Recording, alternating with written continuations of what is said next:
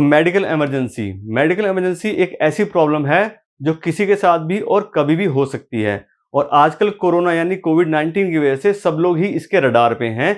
किसी के साथ भी कभी भी प्रॉब्लम हो सकती है। तो जब हम इस प्रॉब्लम में फंस सकते हैं तो क्या हम करें, कैसे हम पैसा अरेंज करें, कैसे हम अपने मेडिकल इमरजेंसी से बाहर आएं। तो मैं हूं प्रशांत शर्मा और आज की मेरी वीडियो टॉपिक यही है कि अगर हम किसी मेडिकल इमरजेंसी में फंस जाते हैं तो हम अपने लिए फंड कैसे रेज कर सकते हैं, अपने लिए पैसे का इंतजाम कैसे कर सकते हैं। तो चलिए शुरू करते हैं। तो वैसे तो मैं मानता हूं कि आज की डेट में ज्यादातर लोगों के पास में हेल्थ इंश्योरेंस होता ही है और वो उसके थ्रू अपनी मेडिकल इमरजेंसी को आराम से हैंडल कर पाते हैं। लेकिन फिर भी बहुत से ऐसे लोग हैं जिनके पास मेडिकल इंश्योरेंस की फैसिलिटी नहीं होती है या फिर मेडिकल इंश्योरेंस होने के बाद भी कई बार कंपनी मेडिकल क्लेम को रिजेक्ट कर देती है या फिर उसको रिएंबर्समेंट में डाल देती है। रिएंबर्समेंट का मतलब होता है कि पहले आपको सारा बिल पे करना पड़ेगा हॉस्पिटल का, वो सारे बिल फिर इंश्योरेंस कंपनी के पास जाएंगे और फिर उसके बाद में वो उसकी पेमेंट करेंगे और इस प्रोसेस में कम से कम 1 से 2 महीने का टाइम लग जाता है। तो अगर हम ऐसी सिचुएशन में आ गए हैं और आपको पता है आज की डेट में हॉस्पिटल के बिल कितने ज्यादा हैं, 2-3 लाख, 4 लाख, 5 लाख, कोई लिमिट नहीं है कहां तक भी वो बिल जा सकते हैं। डिपेंड करता है आप क्या इलाज कर रहे हो, कितने टाइम तक वो इलाज आपका चलने वाला है। तो इसलिए होता क्या है कि जब हम फंस जाते हैं तो ऑप्शन क्या बचते हैं, वही ऑप्शन बचते हैं कि ज्यादातर लोग कोशिश करते हैं कि अपने दोस्तों से या अपने रिश्तेदारों से पैसा मांगने की कोशिश करते हैं। लेकिन क्योंकि आजकल सिचुएशन काफी खराब चल रही है और कोरोना घर घर तक पहुंचा हुआ है, तो इसलिए चाहकर भी दोस्त और रिश्तेदार भी हमारी ज्यादा मदद नहीं कर पा रहे हैं। तो ऐसे में हमारे पास ऑप्शन आता है लोन लेने का।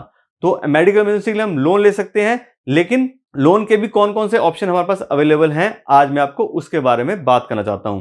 तो पहला जो ऑप्शन आता है वो आता है क्रेडिट कार्ड का। आज की डेट में जितने भी हमारे बड़े बड़े हॉस्पिटल हैं सब में ही कार्ड स्वैप करने की फैसिलिटी होती है और हम अपने क्रेडिट कार्ड से इंस्टेंटली उसका बिल पे कर सकते हैं। और क्रेडिट कार्ड के अंदर हमें यह फायदा मिलता है कि 45 डेज तक हमें इंटरेस्ट फ्री लोन वो देते हैं। यानी कि अगर हमारा क्लेम रिएंबर्समेंट गया है तो हम 45 डेज के टाइम के अंदर अपना रिएंबर्समेंट क्लेम कर सकते हैं, कंपनी से पैसा ले सकते हैं और उस पैसे को हम वहां पे कर सकते हैं। या फिर अगर कोई और ऑप्शन हम लेना चाहते हैं तो 45 डेज का टाइम हमारे पास है कि हम अपने पास से पैसा अरेंज करके उस क्रेडिट कार्ड का बिल पे कर सकते हैं या किसी और तरीके से हम उस क्रेडिट कार्ड का बिल पे कर सकते हैं और हम उस सिचुएशन से आराम से बाहर आ सकते हैं। ये हो गया पहला ऑप्शन। दूसरा ऑप्शन है प्री अप्रूव्ड लोन।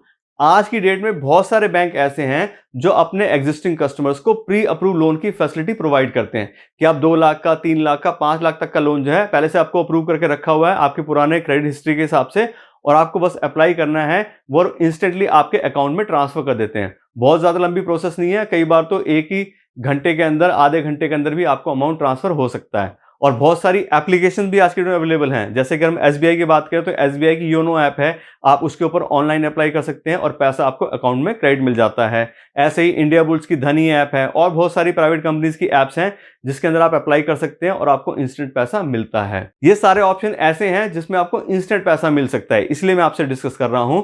और उस पैसे को लेके हम अपना हॉस्पिटल का बिल भर सकते हैं या जो भी इमरजेंसी हमारे पास आई है उसका हम पेमेंट कर सकते हैं और फिर उसके बाद में जब इमरजेंसी निकल जाएगी तब हम आराम से सोच सकते हैं कि अब इसका पेमेंट हम कैसे करें। तो 2 ऑप्शन ये वाले हो गए। और थर्ड ऑप्शन है गोल्ड लोन। अब कई बार क्या होता है कि हमने क्रेडिट कार्ड भी अपना पहले से यूज कर रखा है या फिर जो हमारी क्रेडिट की लिमिट है वो पूरी हो गई है या कुछ पुराने सिबिल में प्रॉब्लम आ रही है और हमें बैंक भी लोन अप्रूव नहीं कर रहा है। तो गोल्ड ज्यादातर आजकल लोगों के घर में पड़ा होता ही है और गोल्ड भी एक इंस्टेंट अप्रूवल हमें देता है, पैसा हमें अप्रूवल के साथ में इंस्टेंटली मिलता है और इसके अंदर कोई सिबिल चेक नहीं होता है, कोई क्रेडिट एबिलिटी जरूरत नहीं होती है। सिर्फ जो भी कंपनी आपको लोन दे रही है वो चेक करती है कि आपके पास गोल्ड कितना है और उसकी प्योरिटी कितनी है, उसके ऊपर हमें लोन मिलता है। और ये भी इंस्टेंट लोन है, आप गोल्ड दीजिए, हैंड टू हैंड आपको पैसा आपके अकाउंट में ट्रांसफर हो जाएगा या कई कंडीशन में आपको कैश भी पैसा मिल सकता है। इसके थ्रू भी हम एकदम इंस्टेंटली पैसा ले सकते हैं और अपनी प्रॉब्लम से बाहर आ सकते हैं। अब है चौथा ऑप्शन जो बहुत सारे लोग जानते ही नहीं है और एक्सप्लोर भी नहीं करते हैं। चौथा ऑप्शन है लोन अगेंस्ट सिक्योरिटीज। सिक्योरिटीज मतलब म्यूचुअल फंड्स, स्टॉक्स, इनके ऊपर भी लोन मिलता है। बैंक एफडी के ऊपर आपने सुना होगा लोन मिलता है या फिर जो लाइफ इंश्योरेंस पॉलिसीज है उनके ऊपर लोन मिलता है। लेकिन अब बहुत सारे लीडिंग बैंक्स हैं जो आपके स्टॉक होल्डिंग्स, जो शेयर्स आप होल्ड करते हैं उसके ऊपर भी लोन देते हैं। म्यूचुअल फंड अगर आप होल्ड करते हैं उसके ऊपर भी लोन देते हैं। म्यूचुअल फंड और शेयर्स के केस में 50% वैल्यू के ऊपर मिलता है, यानी कि जो आज की डेट की करंट वैल्यू है आपके स्टॉक्स की या म्यूचुअल फंड की, उसके ऊपर 50% लोन मिल जाता है। और अगर कोई और स्कीम आप होल्ड करते हैं जैसे कि नेशनल सेविंग सर्टिफिकेट, किसान विकास पत्र, इसके ऊपर 70 to 80% तक भी लोन मिल जाता है। और लीडिंग बैंक है एचडीएफसी। एचडीएफसी के थ्रू आप अप्लाई कर सकते हो, आप उनकी वेबसाइट पे जाके अप्लाई कर सकते हो। सारा का सारा प्रोसेस ऑनलाइन है, आपको कोई बैंक को विजिट करने की जरूरत नहीं है, आपको कहीं ब्रांच में जाने की जरूरत नहीं है। आप ऑनलाइन अप्लाई करेंगे, वहीं से सारी सिक्योरिटीज आपकी हैंडल हो जाएंगी और आपको इंस्टेंटली लोन जो है आपके अकाउंट में ट्रांसफर कर दी जाएगा। कई बार क्या होता है कि लोग अपने इन्वेस्टमेंट बेच देते हैं। अब प्रॉब्लम क्या आती है, जैसा पैंडेमिक है ये वाला, तो क्या हुआ, पता लगा म्यूचुअल फंड की वैल्यूज भी गिरी हुई है, शेयर मार्केट की वैल्यू भी गिरी हुई है, और अगर हम शेयर्स अपने बेचते हैं तो हमें नुकसान हो सकता है।